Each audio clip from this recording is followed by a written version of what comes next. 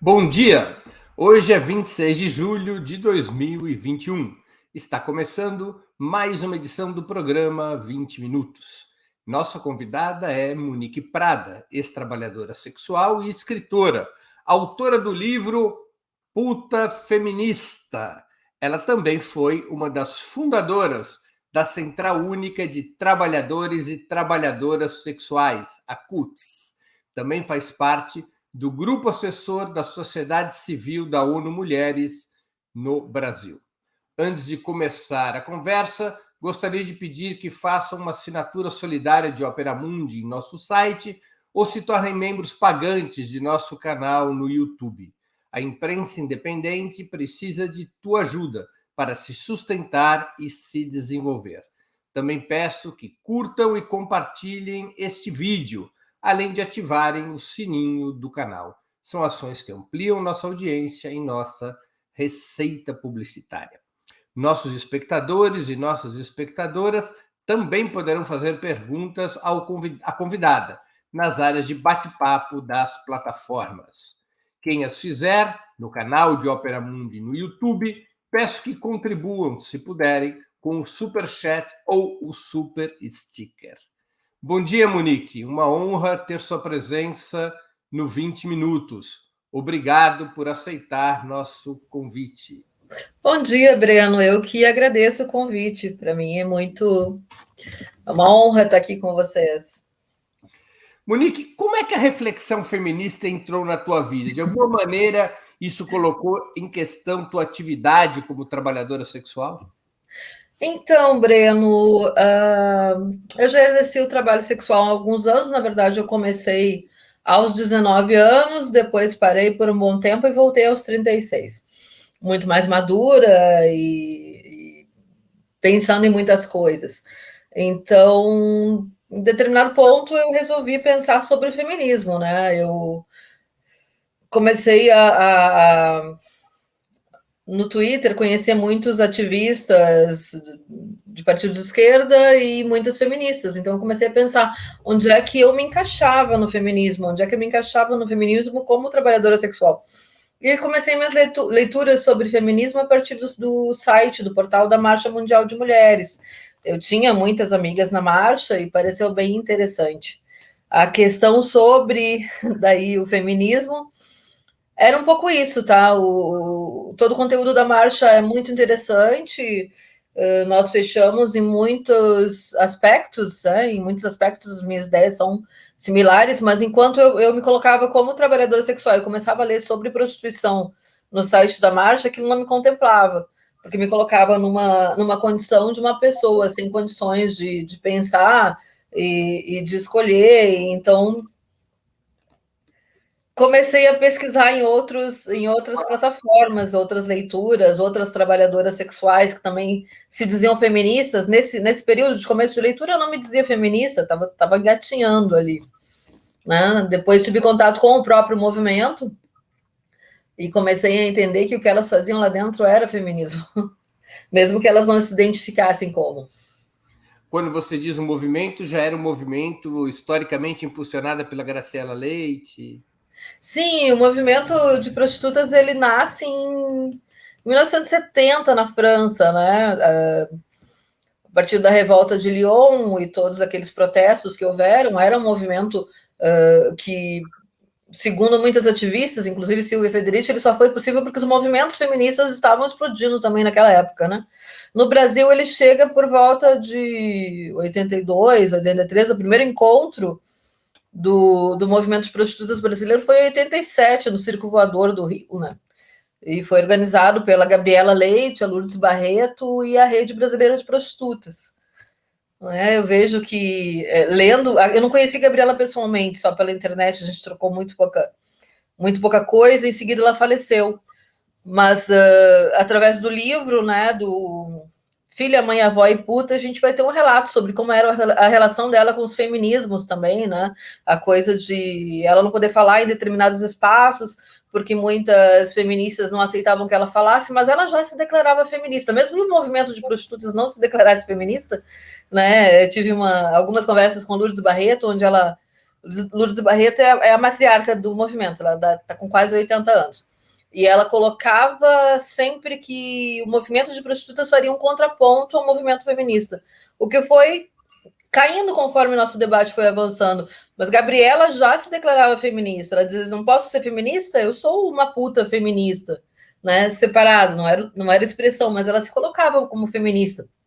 E, na verdade, se você pensar, a organização do movimento que fala da luta de um grupo majoritariamente formado por mulheres, né? Por questões que a gente conhece, desigualdade de gênero, distribuição financeira entre os gêneros também não é igual. São mais mulheres e pessoas feminilizadas que exercem prostituição, né? Mulheres cis, trans, travestis, pessoas homossexuais, enfim, que acabam exercendo a prostituição, muitas vezes, no caso das travestis, é um dado da ANTRA, mais de 90% das travestis e mulheres trans acabam indo para a prostituição por falta de espaço no mercado formal de trabalho. Então, é um grupo formado majoritariamente por mulheres, fazendo um movimento que não há como ele não ser classificado como um movimento feminista. Monique, parte do feminismo, incluindo parte do feminismo de esquerda, considera a prostituição uma chaga da sociedade patriarcal, aprofundada pela mercantilização capitalista de corpos femininos, uma chaga que deveria ser abolida. Você concorda com esse ponto de vista? Eu considero uma utopia válida, muito válida a abolição da prostituição. Eu não considero viável. Nem tudo que é válido é viável. Principalmente em tempos de ruptura com direitos trabalhistas, de muita recessão, de queda, de aumento dos níveis de desemprego. Durante a pandemia, saíram várias reportagens de mulheres que, né, perderam seus empregos e foram para a prostituição, onde também estão ganhando pouco. Quer dizer, é uma utopia válida, mas que acaba virando uma distopia, porque não existe como... A ideia de acabar com a prostituição, acabando com a demanda, é uma ideia tola. A demanda jamais acabará. O que pode acabar com a prostituição é que as mulheres não precisem mais desse dinheiro e tenham outras oportunidades, enfim. Mesmo assim, a ideia de acabar é bem complexa. Então, eu não acredito em banir a prostituição a partir de leis. Isso não vai funcionar. O que acontece é que as mulheres que precisam exercer esse trabalho acabam sendo cada vez mais estigmatizadas e jogadas para o limbo, né? E se escondendo, enfim. É o modelo sueco, né? Que criminaliza quem consome a prostituição e que é apoiado por vários partidos de esquerda na Europa, né? E que levou a prostituição para... É apoiado pela bancada evangélica aqui no Brasil. A gente tem um projeto de lei similar tramitando, que é o PL 377/11, apresentado pelo deputado pastor João Campos, que eu não tenho certeza do partido por onde ele anda agora, mas quando ele apresentou, ele era PSD. Acho que PSD. E ele se sustenta justamente em argumentos, entre aspas, feministas. Ele cita esse modelo como um modelo defendido por feministas ao redor do mundo. É interessante, né? O pastor João Campos é o mesmo deputado que criou a proposta do projeto chamado, que a gente chama vulgarmente de cura gay, eu não lembro o número dele. Mas... Então, sim, parece que esquerda e extrema-direita se unem nessa ideia, né? Qual a questão quando a gente pensa no modelo sueco? E sempre eu vou falar de modelo sueco e não modelo nórdico. As pessoas falam em modelo nórdico, mas todos os países nórdicos, cada um tem um modelo e nem todos aplicam um modelo abolicionista. A Noruega está discutindo acabar com esse modelo, inclusive. Quando esse modelo foi implantado na Suécia, isso foi em 1959. A França, inclusive, está aderindo ao modelo sueco. Né? A França aderiu a esse modelo faz cerca de 4 anos. Uhum. E já existem vários dossiês do STRAS, o Sindicato Francês de Prostitutas, falando dos efeitos, né, desse modelo em cima das trabalhadoras sexuais. Conte para nós, como é que é esse modelo e quais são os efeitos sobre as trabalhadoras sexuais? Bom, quando ele foi implantado na Suécia, em 99, ele não vem sozinho, né? Ele vem junto de de um conjunto de leis que visam incentivar, diria, não é incentivar, mas enfim, um conjunto de leis que visam incentivar a igualdade de gênero. Ele vem junto com a legalização do aborto, ele vem junto com propostas de mesmos salários para trabalhos iguais, enfim. Então, ele parece ali fazer algum sentido. No fim das contas, ele acaba não fazendo muito sentido. Porque hoje a gente está em 2021 e ainda existem prostitutas na Suécia, e não só prostitutas, mas como prostitutas organizadas. O que acontece com a lei sueca implantada na Suécia? As mulheres que se constata que elas exercem esse trabalho, vê que é uma lei que deveria criminalizar os clientes, o que, bom, a meu ver, é um absurdo. Mas, enfim, para você conseguir encontrar os clientes de prostituição que estão infringindo a lei, você precisa perseguir mulheres, você precisa vigiar mulheres, né? Isso te dá dificuldades para alugar apartamentos, em casos de suspeita de prostituição, e as trabalhadoras sexuais são párias legais lá, né? O risco de perder a guarda dos filhos é constante e coisas assim. Isso na Suécia, onde ele foi implantado junto com um pacote de leis para promover a igualdade de gênero. No resto do mundo, ele é implantado. A base da lei é a aplicação de multas e de criminalização forte contra quem busca o serviço de prostitutas, não é Sim, isso? contra quem busca o trabalho sexual. Aliás, contra quem busca o atendimento, né? Agora, como é que você vai provar que uma pessoa buscou o atendimento? Como é que você vai provar que uma pessoa me pagou, né? Você precisa estar meio perto demais de mim, né? Você precisa estar me vigiando. Uhum. No resto do mundo, ele é implantado sozinho, sem nenhuma outra. Veja que o debate sobre aborto e outras questões não estão em pauta quando a gente fala do 377/11 aqui. E nem na França. Na França. 377/11 chega a ter apoio dos setores da esquerda? Olha, declaradamente não, mas toda vez que uma feminista me diz que apoia o modelo sueco, ela está me dizendo isso.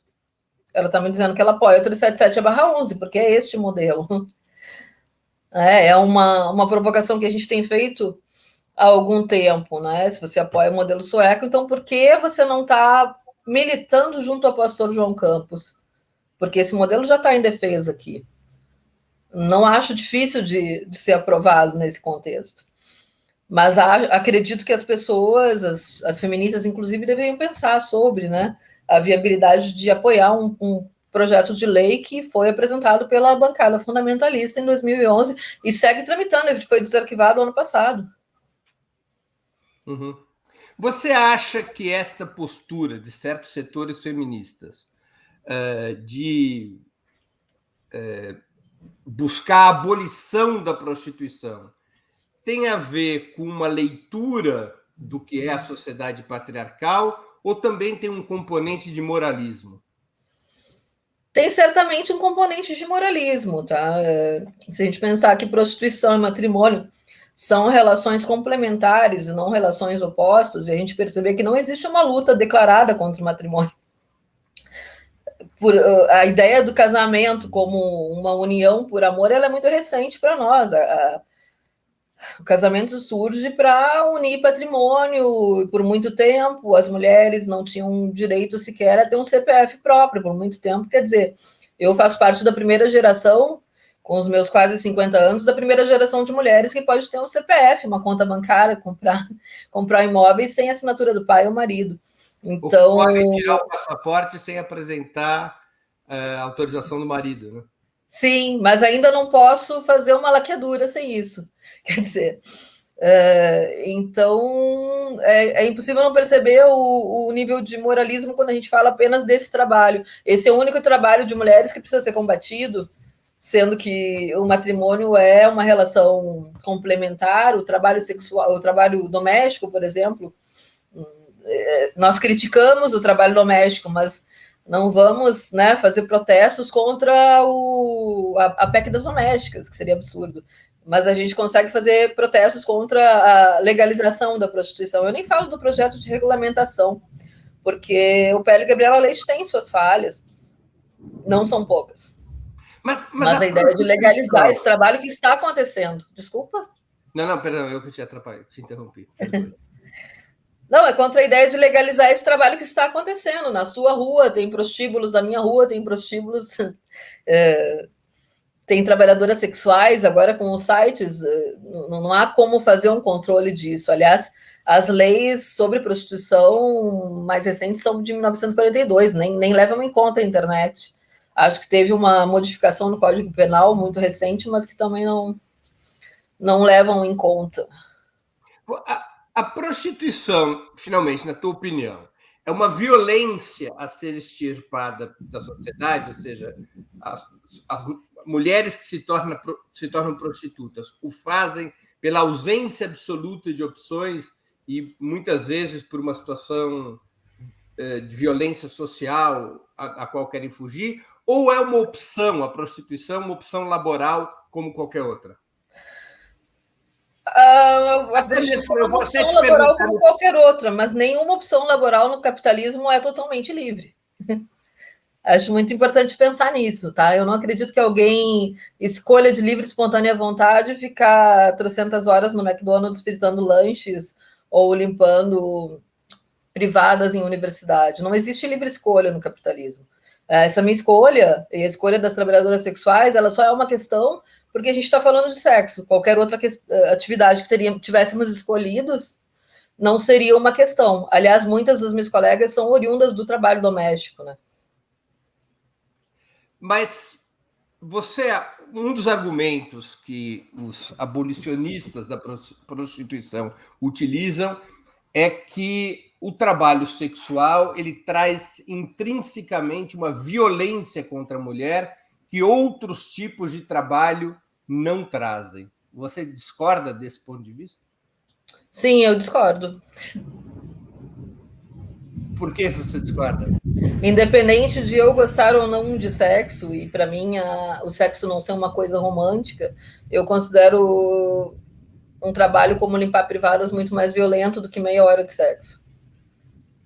E considero, já trabalhei como motorista de Uber, por exemplo. Ok, a gente pode pensar questões sobre objetificação, que são muito importantes. Eu vejo, Breno, que as pessoas estão mandando perguntas e eu não consigo ler, porque eu estou sem óculos. Tudo bem, Você vai ter que passar para mim. Eu te coloco as perguntas. Eu não considero o sexo uma coisa violenta em si. Esse é o ponto. Sabe? Quando a gente pensa a sexualidade a partir do ponto de vista das feministas radicais, tem uma coisa que diz que PIV is always rape, quer dizer, o sexo com penetração é sempre estupro. E eu basicamente não considero que sexo com penetração seja sempre estupro. Tem umas feministas um pouco mais radicais que vão pensar isso. Não é sobre prostituição, é sobre qualquer tipo de sexo. Então, há problemas, tá? E quando eu considero que a prostituição, por exemplo, é estupro pago, eu simplesmente desqualifico a possibilidade das mulheres de escolherem fazer ou não sexo e eu inviabilizo as denúncias de estupro real. Se tudo é estupro, nada então é estupro. Entendi. Agora, é verdade que a fundação da CUTS, da Central Única de Trabalhadores e Trabalhadoras Sexuais, está vinculada, o nome que vocês deram, está vinculado a uma decisão da sua quase homônima CUT, a Central Única dos Trabalhadores, de se colocar contra a luta pela regulamentação do trabalho sexual? Sim, sim. Eu não faço hoje, não faço mais parte da CUTS, tá? Eu sou uma das fundadoras e te digo que sou. Fui eu quem propôs esse nome, fui eu que batalhei por esse nome e as minhas colegas, companheiras de fundação, entenderam a importância disso. Por quê? Porque em 2013, meses depois do falecimento da Gabriela Leite, as mulheres da CUT lançaram uma nota se posicionando contra o PL Gabriela Leite e se posicionando contra a prostituição como um trabalho. E eu entendo que, bom, então vamos fundar uma central alternativa. Se vocês dizem que não somos trabalhadoras e trabalhadores, porque existem homens que fazem trabalho sexual, nós vamos fundar uma central que pense o trabalho sexual como um trabalho. Foi uma provocação mesmo. Agora,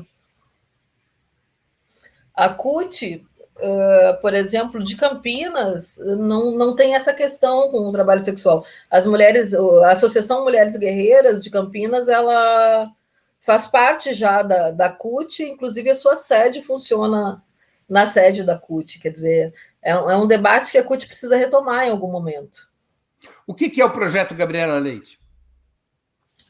O projeto Gabriela Leite é um projeto de regulamentação da prostituição que foi criado pelo gabinete de John Willis junto com a Rede Brasileira de Prostitutas. Né? Ele prevê a legalização dos espaços de prostituição, ele prevê um limite para a divisão, né, de valores no trabalho, ele prevê a aposentadoria especial das trabalhadoras aos 25 anos de contribuição e o trabalho em cooperativa, que o trabalho seja exercido ou de modo autônomo ou em cooperativa. Esses são os pontos base dele. Ou seja, é uma lei que muda também a relação da prostituição, porque consolida a proibição da cafetinagem, é isso? Consegui ler o comentário do Zé de Abreu. Oi, Zé, tudo bem? Bom, as pessoas vão falar em legalização da cafetinagem. E eu até posso concordar que a gente está falando disso, a legalização das casas. Né? Eu, muito pouco tempo, trabalhei em casa, mas eu tenho certeza que trabalhar nas ruas é muito mais complexo que trabalhar dentro de uma casa com segurança e condição perfeita para você fazer esse trabalho. Tá? O que o PL traz? O PL traz condições de cobrar das casas os valores devidos. Hoje, não existe essa condição legal. E eu considero esse o ponto mais positivo do projeto de lei. Ele está arquivado, tá? Ele não será desarquivado. Tem uma proposta do gabinete da Fernanda Melchiona de tocar nisso e rediscutir esse projeto e pensar, mas com a pandemia isso tudo ficou parado, né? Algum partido apoia o projeto Gabriela Leite? Partido, não. É uma discussão tensa mesmo no PSOL. Ou seja, não tem o apoio nem da esquerda esse projeto.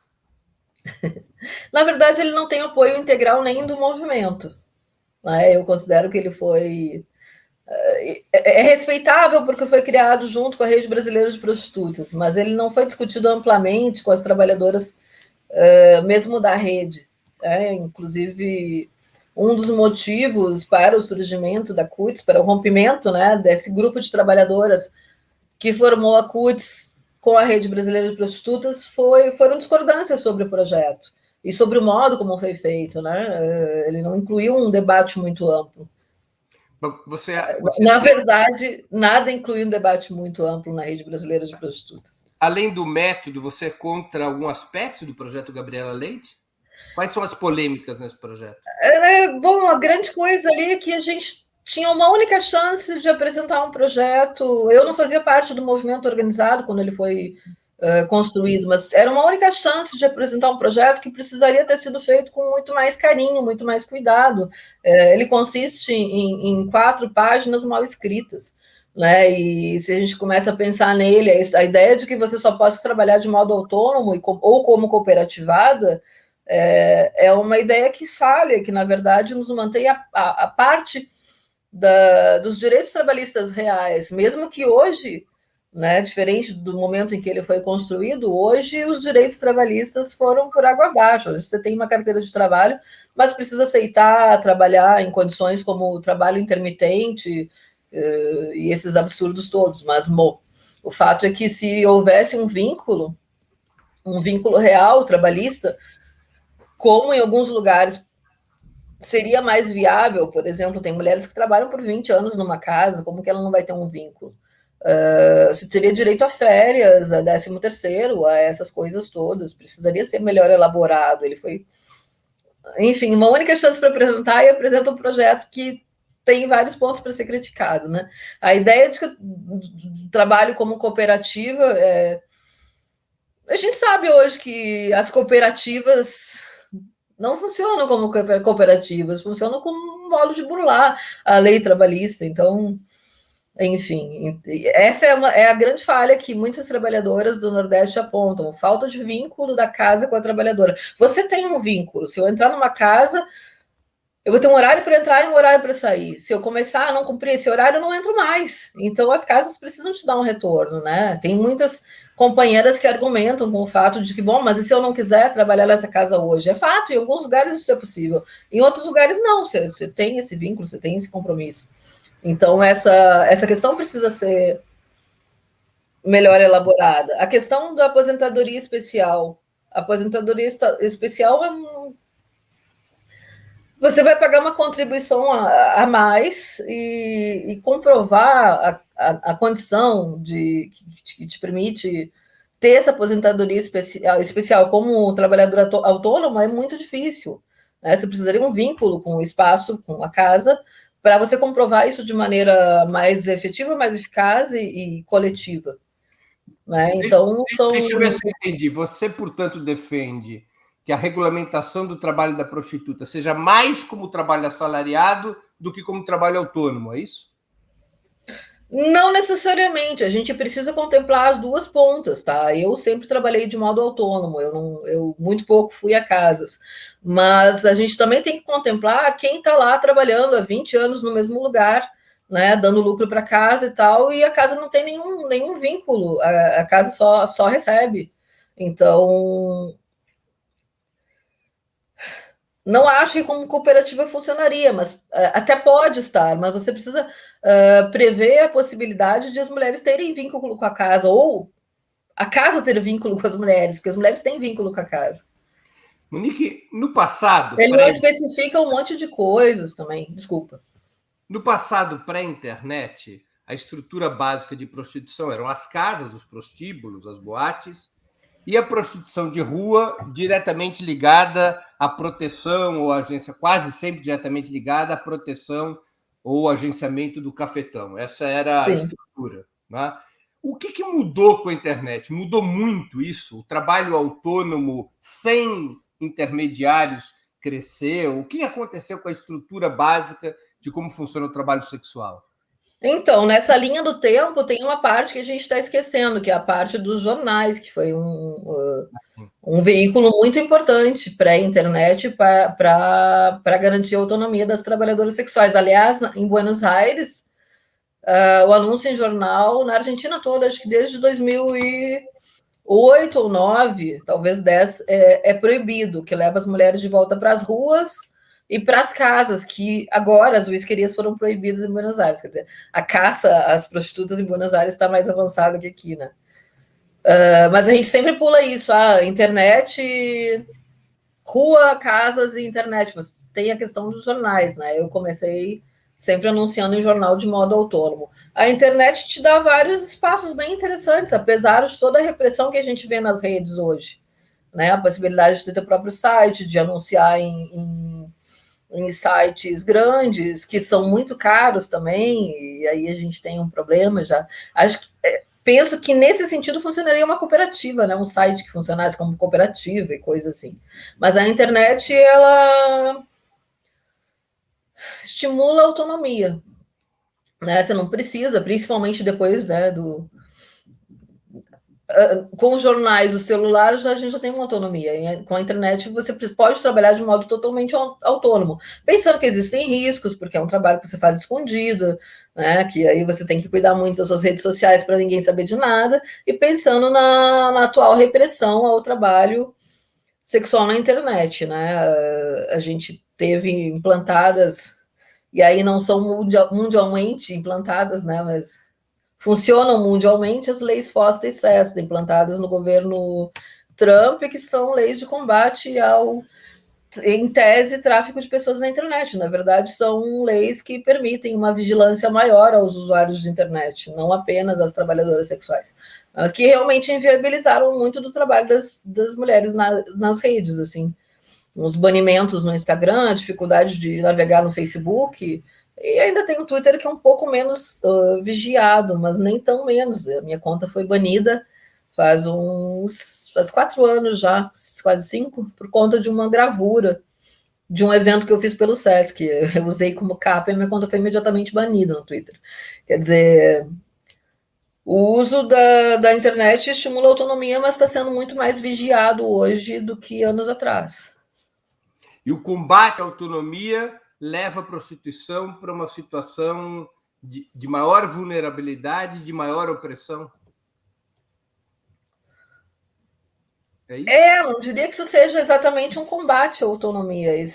Essas leis são implantadas para que se possa vigiar todas as pessoas, não são leis que prejudicam apenas as prostitutas, claro. São leis que te prejudicam, que me prejudicam. São leis de vigilância na internet. E sim, combater a autonomia das trabalhadoras sexuais é um risco. Entendi. Tem aqui algumas perguntas sobre o tema da violência do trabalho sexual. Um dos elementos que sempre é citado é o fato da trabalhadora sexual não poder escolher o seu parceiro. Tem aqui a pergunta da Paula Simone. Uma prostituta pode escolher o parceiro do momento ou não? Uma prostituta pode negar-se a determinados atos solicitados ou não? Olha, negar-se a serviços solicitados, eu penso que sempre. Mas eu também sei que eu estou navegando no capitalismo. Então, eu não vou te dizer que muitas vezes não atendia pessoas com quem eu preferia não estar. Uma manicure pode recusar um trabalho. Se fala que o modo que eu coloco as coisas é romântico, eu considero romântica essa ideia de que uma trabalhadora em qualquer área possa recusar clientes. Isso é romântico, né? Isso é coisa de quem às vezes tem uma condição financeira que não atinge as pessoas que exercem meu trabalho, nem as pessoas que limpam casas, nem as pessoas que varrem ruas. As escolhas no capitalismo, elas são limitadas pela tua condição financeira. Né? Em meses em que meu rendimento está muito bom, estava, né? E depois eu explico porque eu me coloco como ex-prostituta. Em meses em que meu rendimento está muito bom, eu posso recusar quem eu quiser. Em meses que meu rendimento está ruim, bom. Então é romântica essa ideia de que algum trabalhador pode recusar, um motorista de Uber pode recusar passageiros? Não pode. Ao mesmo tempo, quando você tem já um tempo de trabalho e tem uma comunidade organizada e sabe quem é quem, por exemplo, se estou trabalhando a maior parte do meu trabalho eu fiz em São Paulo. E a gente tinha grupos de Facebook antes do WhatsApp para falar dos maus clientes e tal. Fora do Brasil tem alguns grupos, tem um aplicativo, inclusive, Ugly Mugs, na Inglaterra, que ele cadastra, assim como o GP Guia e os fóruns de avaliação de serviços de trabalhadoras sexuais existem para os contratantes, para as mulheres também existem esses fóruns onde a gente pode trocar ideias sobre os clientes. Mas a ideia de que você vai recusar tantos clientes e tal, ela é uma ideia romântica, que ela não bate com o trabalho. Aí a gente tem que pensar se a gente está falando de romance ou trabalho.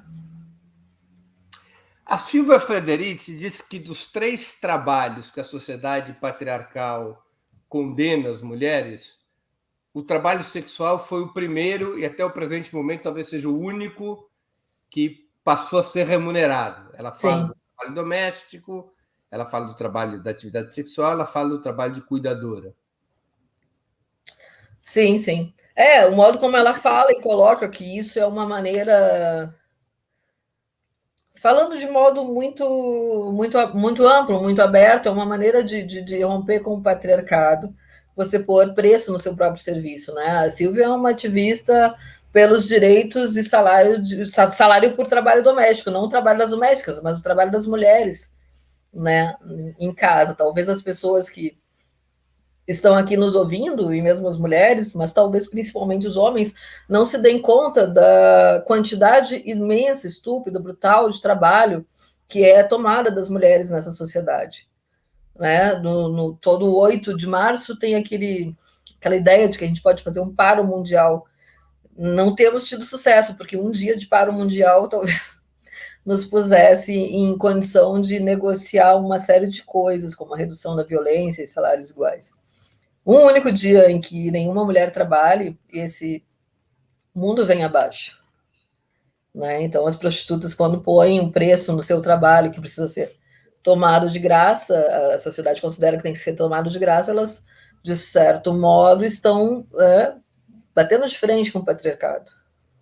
Você acha que a base de um suposto moralismo que perpassa, inclusive, em movimentos feministas, é a romantização do sexo? Faz muito sentido, não esquecendo que a prostituição, ou o meio prostitucional, também é um meio extremamente conservador. Os homens que nos contratam são pessoas conservadoras, muitas prostitutas são conservadoras, então a gente fala do conservadorismo, mas ele permeia todos os espaços da sociedade, né? Não só as pessoas que romantizam o sexo a esse ponto.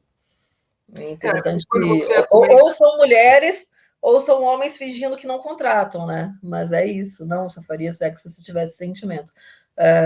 A gente já tem hoje um debate sobre outros modos de relacionamento, sobre a não monogamia, e que livra um pouco, né, o sexo dessa aura tão romântica e tão irreal. Porque muitas vezes, quando esse teu argumento é colocado, de que o trabalho de uma prostituta e o trabalho de uma motorista de Uber tem os mesmos limites ditados pelo capitalismo, do ponto de vista racional, eu muitas vezes vejo as pessoas concordando. Mas aí vem o argumento, não, mas o sexo, no sexo está uma violência de outro tipo. No sexo está uma condição diferente. Você acha que não existe essa condição diferente no trabalho sexual? Bom, ela existe, tanto que são mais mulheres que homens que exercem o trabalho sexual. No entanto, eu prefiro, justamente porque existe, eu prefiro o trabalho sexual do que dirigir como Uber. São duas experiências que eu tive bem pesadas, né, de jornadas excessivas e coisas assim. Alguém colocou sobre as crianças no Nordeste e tal. A gente precisa fazer essa separação muito grande, muito forte e muito séria. Quando eu estou falando de crianças de 10, 11, 13 anos que casam, né? Que casam com homens bem mais velhos, que o Brasil é um lugar onde o casamento infantil ainda prevalece com muita força. Né? Eu não estou falando de casamento, eu estou falando de exploração sexual infantil. Quando eu falo de crianças que de 10, 11, 13 anos, 8 anos, que estão precisando trocar sexo por moedas, eu também não estou falando de prostituição. Eu estou falando de exploração sexual infantil e de menores. Então, eu não tenho como debater nesses termos quando eu penso isso. Mas quando eu penso, por exemplo, sobre essas crianças e o trabalho doméstico, e como ainda é comum nesse 2021 que as crianças sejam tiradas das suas casas com 7, 8 anos e adotadas por famílias que lhes tiram a vida e não lhes pagam o salário, muitas vezes envolvendo também exploração sexual, e aí eu penso na prostituição junto disso, na ideia de abolir prostituição. Eu queria saber por que a gente não fala com tanta clareza sobre isso. Entendi. A prostituição, ela é fruto da pobreza, da riqueza ou de ambos? Isso é um bom questionamento, porque a gente não tem uma determinação muito clara sobre quando que isso começou a acontecer, né? A gente fala de trabalho mais antigo do mundo, que eu nem gosto dessa frase, porque não sei, não vejo muito realismo nisso, né? São muitos os trabalhos mais antigos da humanidade. Vejo que a gente precisa pensar isso em vários momentos históricos, não só agora. Tá? Talvez hoje, e algumas décadas já, o que empurra as mulheres para a prostituição, sim, é a falta de dinheiro, é a pobreza. Né? Silvia Federici coloca muito bem isso em Caliban e as Bruxas, e quando as terras foram tomadas dos camponeses, como aqui, como a prostituição, você tinha duas opções, né? A prostituição ou o matrimônio, como muitas mulheres aderiram à prostituição. A gente volta um pouco, alguns 2 séculos, ou até para o começo do século passado, e a gente vai pensar quem são as mulheres que tinham direito à instrução, à vida, à sexualidade, à bebida e tal, e a gente vai pensar que bom, essas mulheres eram prostitutas ou no mínimo vistas como. Então é tudo muito embaçado, embaralhado quando a gente fala de, né? A gente está falando de trabalho, mas a gente também está falando de sexo, né? A Margarete Rago, agora esqueci, tem um super livro sobre prostituição dela, tem vários, né? Tem um que eu gosto muito, onde ela conta sobre como muitas mulheres, né, saídas de casamentos desastrosos passaram para a prostituição e passaram a ter uma vida que lhes agradava. A gente está falando de um período em que as mulheres não tinham essas opções laborais tão amplas, né? E mesmo que a gente tenha hoje opções laborais muito amplas, elas não são tão amplas assim. Quando a gente pensa lá, sei lá, no século XVIII, XIX, quem eram as mulheres que poderiam ter acesso a conhecimento, a saberes e alguma liberdade? A liberdade das mulheres é sempre muito restrita. Né? Eram as freiras e as prostitutas. Né? Muitas meninas preferiam, né, se condicionar e estudar para ser freiras para não ter que se submeter a um casamento. O casamento não é uma coisa, não era uma coisa tão legal assim. Então, se a gente precisa analisar a prostituição através dos séculos, a gente vai pensar nesse tipo de coisa. Mesmo que a gente tenha hoje a questão da falta de oportunidade e falta de dinheiro, mas tem essas coisas que eu não tiro da cabeça. Né? O quanto em alguns momentos históricos a gente não estava falando só de sexo e dinheiro, mas a gente também estava falando de liberdade sexual. Você, no seu livro, aliás, um livro que eu recomendaria a todos os nossos espectadores, Puta Feminista, você diz que as prostitutas, que você como trabalhadora sexual e as prostitutas, de maneira geral, estão prestando um serviço. Sim. Como é isso no exercício da atividade? Eu digo, e aí volto a questionar a questão moral que muitas vezes está implícita na crítica, porque um médico ele constrói a sua moral com a ideia de que, além de querer ganhar dinheiro, porque os médicos querem ganhar dinheiro tanto quanto os trabalhadores sexuais, eles constroem uma cultura, uma moral de que eles estão salvando vidas. Os engenheiros de que estão construindo uma infraestrutura útil para a sociedade. Qual é a moral que é construída na cabeça das trabalhadoras sexuais? Ou elas são obrigadas a se alienar da sua própria atividade para poder sobreviver? E os banqueiros, né? Faltou a parte dos banqueiros. Mas é que esses têm na moral a sua própria atividade, que é ganhar dinheiro a qualquer custo. Fugiu. Bom, quando eu falo de uma prestação de serviço, a Georgina Orejano, que é a secretária-geral da AMAR, Associação de Mulheres Meretrizes da Argentina, uma mulher incrível, marxista, e que tem um debate muito mais profundo que o meu sobre o tema, né? Ela fala que enquanto a gente sacralizar o sexo, enquanto a buceta for sagrada, né, as mulheres não conseguem liberdade, não conseguem evoluir. Então, acho que a resposta vai muito nesse sentido, né? Eu fico pensando o que difere uma massagem, né, de sexo. Tipo, você vai tocar em pontos muito íntimos da pessoa enquanto você faz massagem, mas você está ainda pisando num terreno respeitável, né? E quando você passa a ser uma trabalhadora sexual, você perde essa respeitabilidade, política de respeitabilidade, né? Então, ela fala que enquanto a cona, a buceta for sagrada, as mulheres não serão livres. Eu gosto desse ponto que ela coloca. Entendi. Agora, quando eu te perguntei sobre se a origem da prostituição é a pobreza, a riqueza ou ambos, é porque alguns trabalhos apontam que nos últimos anos, especialmente depois da história dos jornais, mas mais ainda com essa questão da internet, ganhou força uma espécie de prostituição das camadas médias.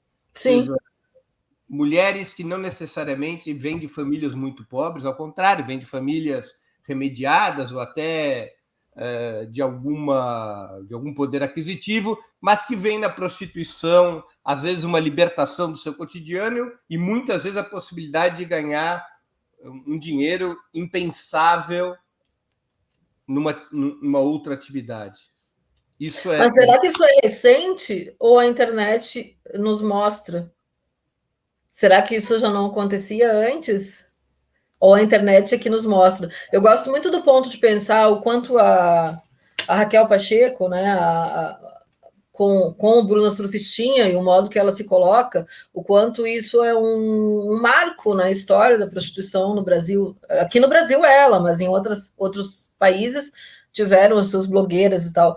para nos dar a ideia de que as prostitutas não são só mulheres que estão passando fome, enfim, o quanto isso é um marco, mas eu não sei se antigamente todas as mulheres que estavam na prostituição estavam lá porque estavam sem nenhuma opção ou porque encontraram ali uma melhor opção. E aí a gente volta para aquela ideia de que no século XVIII, XIX, começo do século passado, mesmo XX,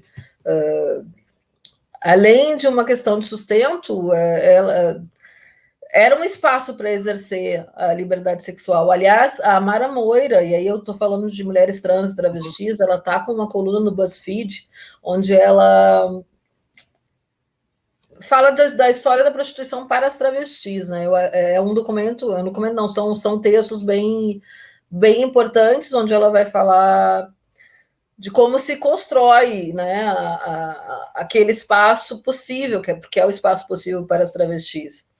Mas eu fico nessa dúvida, será que a internet está nos mostrando e isso não acontecia antes ou isso só começou a acontecer depois da internet? O que a internet nos traz é a possibilidade de fazer prostituição sem precisar estar sentado no espaço, né, e esperando ou parada numa esquina, enfim, nessas situações que são bastante complicadas pela exposição, né? Interessante, é um trabalho, é o único trabalho que você precisa exercer escondendo, né?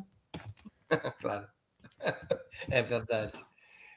Monique, você ia nos dizer, citou que ia nos dizer, por que tinha deixado de ser uma trabalhadora sexual, eu vou emendar. Por que você se tornou uma trabalhadora sexual e por que você deixou de ser?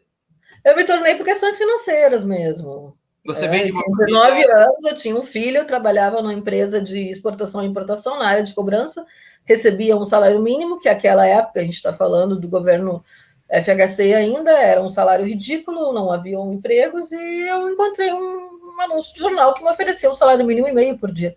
Então, eu fui lá, conheci a moça e realmente cumpria esse salário mínimo e meio por dia.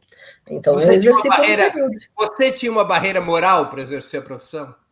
Não, eu não tinha uma barreira moral para exercer a prostituição, fato. Eu era uma pessoa muito curiosa, sexo com desconhecidos, mesmo quando eu era jovem, era uma coisa que me atraía muito. Enfim, esta é a minha maneira de ser. Alguém disse prostituição não é para todas as pessoas, é verdade. Se eu fosse uma pessoa com barreiras morais, nesse sentido, não teria exercido. Então, a partir daí eu comecei. O jornalismo também não é para todas as pessoas, é só para quem não sabe. Nada é para todas as pessoas. Não, é só para quem não sabe fazer nada na vida. Aí você faz um pouquinho de cada coisa. Isso que é o jornalismo. Eu, por exemplo, não sei fazer nada. Então, eu posso ser jornalista que eu faço um pouquinho de cada coisa. É uma beleza.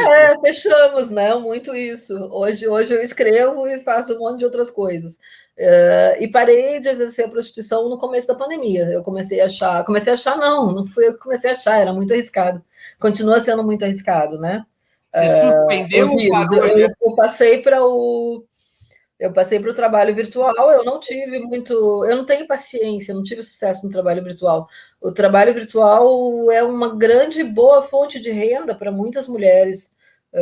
Tem sido durante a pandemia e óbvio que isso escancara a desigualdade de gênero, são as mulheres que se mostram e os homens que pagam, mas está ali, está funcionando. Mas eu não consegui, para mim não funcionou, eu não tenho paciência. Por que eu me coloco como uma ex-trabalhadora sexual e não como uma prostituta aposentada? Gabriela Leite sempre se colocava como uma prostituta aposentada, né? A partir do momento que ela casou, parou de exercer o trabalho e tal, e as pessoas chamavam ela, se referiam a ela como ex-prostituta e ela corrigia. Só que eu penso que isso é tão moralista quanto eu pensar que ser uma ex-prostituta é uma maneira de resgate, recuperação da sua moralidade e tal. Você dizer que uma pessoa... Eu estou falando de trabalho. Você dizer que uma pessoa exerce esse trabalho e não pode nunca mais deixar de exercê-lo, eu considero um ponto bastante moralista, né? Precisa sempre ser apontada como a prostituta ou a prostituta aposentada. Não existem prostitutas aposentadas. A atividade entrou na CBO em 2002. Eu entendo a necessidade, a importância dela dizer aquilo naquele momento. CBO é o Código Brasileiro de Ocupações. Desculpa, isso, exatamente. Entrou no Código Brasileiro de Ocupações de 2002. O que foi muito importante, porque as mulheres puderam começar a ocupar as ruas sem ser presas, né? Muito poucas mulheres contribuem para o INSS com esse código. Mas a partir daí elas têm um trabalho, né? Isso bate com a época que a gente tinha a lei da vadiagem, que hoje extinta, mas sempre pode voltar. Então, elas podiam dizer, não, eu estou aqui trabalhando, eu tenho direito de ficar aqui e tal. Aqui em Porto Alegre, e acredito em outras cidades, houveram formações para os policiais sobre isso, e elas puderam começar a trabalhar com mais tranquilidade. Isso também barrava a coisa dos cafetões, porque as mulheres aqui, quando trabalhavam na rua e iam presas, né, por estarem nas ruas, elas precisavam ser resgatadas por alguém, e apareciam os cafetões no formato de maridos, né? Que mulher não podia ficar na rua se ela não tivesse um trabalho ou um marido. E a ideia da atividade do CBO começou a barrar a atividade desses cafetões, cafetões famosos, como existiram em Porto Alegre, né, o Buda e o seu séquito, né? É interessante, falando em livros que você me pediu, tem o livro do Zé Santiago, De Vir Puta. Isso aí para os porto-alegrenses que estão nos vendo, eles vão curtir muito ler isso, para entender como funcionou a dinâmica da prostituição em Porto Alegre no pós-ditadura. Como se combina a atividade da prostituição e a existência de relações afetivas? É como qualquer outro trabalho? Eu não penso que seja como qualquer outro trabalho, mas a minha volta para o trabalho sexual aos 36 anos ocorreu enquanto eu estava casada. Nós tivemos problemas financeiros, né? Meu ex-marido era professor e é economista, e nós tivemos problemas financeiros e eu voltei. Não era uma coisa que eu tivesse planejado, mas os problemas eram bastante graves naquele momento. O jeito mais rápido de levantar esse dinheiro era esse. Eu não vejo que seja impeditivo, porque os clientes de prostituição também são casados. Então, eu acho estranho que isso não soe como impeditivo. E aí eu falo das novas maneiras de relacionamento, que não são tão novas, né? Não são tão novas. Aliás, estudando prostituição, quando eu comecei a ler a História da Prostituição em São Paulo, agora eu esqueci o autor, mas era um perseguidor histórico de travestis, é um policial. E ele fez um apanhado de documentos, é um livro muito importante, apesar do autor, mostrando que a perseguição à prostituição ela começa muito antes da prostituição no Brasil. Começa na perseguição de mulheres e casais, onde os maridos permitiam que as mulheres tivessem outros maridos, outros amantes, enfim. E eles eram execrados daquele povoado. Agora, teria que ver aqui, eu esqueci o autor, mas eu posso passar depois para quem quiser me procurar no Instagram, eu passo. E é muito importante porque ele fala justamente da perseguição com documentos, né, legais, a prostituição, mas ela começa antes que tenha acontecido a prostituição. Esses casais imorais, eles eram expulsos daquele povoado. Né? Depois segue ele contando sobre a perseguição à prostituição, mas é um documento muito rico. Então eu me perdi. Guido Fonseca, isso mesmo.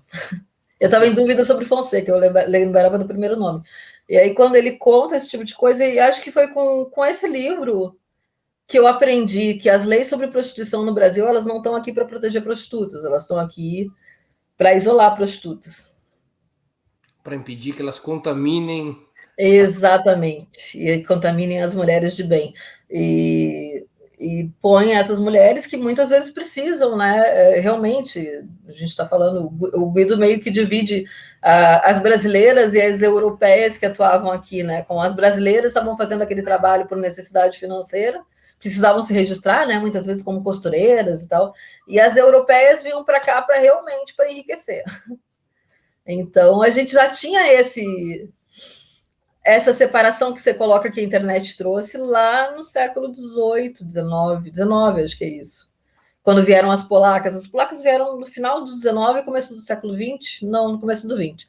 Então a gente já tinha essa diferenciação, mulheres que... Polacas é um modo de falar, né? A gente sabe que vinham francesas. Aqui para São Paulo, pelo menos, é nos anos 20 do século passado. Anos 20, né? E a gente já tinha essa separação entre mulheres que tinham condição financeira e vinham para cá para ficar melhor de vida, e mulheres que não tinham grana e faziam a prostituição desse modo bem precário. Entendi. Monique, a gente está terminando essa entrevista realmente importante, traz muitas informações. E eu queria te fazer duas perguntas que eu sempre faço aos nossos convidados. A primeira é que livro você leu ou está lendo durante a pandemia e gostaria de sugerir aos nossos espectadores. A segunda, qual filme ou série assistiu ou está assistindo e poderia indicar a quem nos acompanha. Então, eu tô louca para assistir a Sex Live, mas eu não tenho disciplina para assistir série, eu tenho uma preguiça de audiovisual muito grande. Durante a pandemia, eu revi muita coisa que eu já tinha visto, talvez uma preguiça ainda maior, né, de ver coisas novas. E sei lá, sobre livros, eu sempre vou recomendar a Mara Moira com seu E Se Eu Fosse Puta, porque quem está aqui tem interesse nesse tema, né? E ele é basicamente um diário sobre a rotina dela como prostituta no Jardim Itatinga. O Jardim Itatinga é o maior bairro de prostituição a céu aberto da América Latina, né? Ele foi criado durante a ditadura através da expulsão das putas de Campinas para aquele canto. A Mara Moira também está lançando o NECA, né? Já saiu o NECA, na verdade, que é um compilado de monólogos travestis muito interessante. A Teoria King Kong, da Virginie Despentes, que tem que ser sempre lido, e tem um livro muito incrível no conterrâneo meu, que é Os Supridores. Os Supridores fala de trabalho e exploração no capitalismo. Na verdade, não vou dar spoiler, mas ele é muito bom. Ele é um autor gaúcho, né, o José Faleiro? O Faleiro é gaúcho, aham. Entendi. O outro livro, Teoria King Kong, sobre o que é? Teoria King Kong é um livro sobre feminismo, que me trouxe muita clareza sobre a questão da sexualidade e feminismo. Monique, para encerrar... Eu discordo do modo que ela começa, quando ela avalia que ou você é uma mãe que tem cheiro de lanche de crianças à tarde, ou você é uma mulher que cheira sexo. Eu considero que você pode ser as duas coisas, não há impeditivo, né? A gente tem que quebrar com a sacralidade da maternidade também. Mas a Virginie, ela é cineasta, mas ela durante um ano e pouco, ela exerceu a prostituição. Então, ela fala um pouco da sua experiência com prostituição, fala de quando ela foi estuprada fora da prostituição e como que ela pensa que a gente deve pensar e reagir sobre isso, e uma série de outras questões. É bem forte, é um livro pequeno, como o meu, mas que eu considero indispensável, assim, para a gente pensar. E, claro, a Silvia Federici, Caliban e a Bruxa, Ponto Zero da Revolução. O Ponto Zero da Revolução, eu sou uma das tradutoras, né? Caliban e a Bruxa, eu só participei do debate de lançamento, e eu sempre vou lembrar quando eu falei para a Silvia sobre prostituição, né? Eu me orgulho do meu trabalho porque ele não produz bosta nenhuma para o capitalismo. E ela me chamou para me corrigir de canto, com muita delicadeza, dizendo que sim, que ele produz muito. E por isso ele tem que ser valorizado, produz essa sensação de bem-estar, de satisfação, essas coisas todas que a gente sabe que nosso trabalho, de fato, né, produz. O ponto dela é os trabalhos de mulheres têm que ser mais valorizados nesse ponto. Monique, eu queria agradecer muito pelo teu tempo e por essa conversa super interessante. Eu amei. Estava com medo. Você estava com medo por quê? Estava com medo do público, eu não conheço teu público ainda, agora estou conhecendo. Não, o público é bem comportado. Bem comportado. Monique, obrigado pela oportunidade que você deu ao nosso público e a mim mesmo de conhecer melhor um tema que, inclusive, para a esquerda brasileira, é um tema tratado com muito moralismo, muito preconceito e muito tabu. Nós vamos romper com isso, né? A homossexualidade era um tema complicado também para a esquerda e já não é. Acredito que a gente pode romper com isso. Obrigado, viu? Muito obrigado pela chance. Obrigada, Breno, pelo espaço. Encerramos assim mais uma edição do programa 20 Minutos. Nossa convidada foi Monique Prada, ex-trabalhadora sexual e escritora, autora do livro Puta Feminista.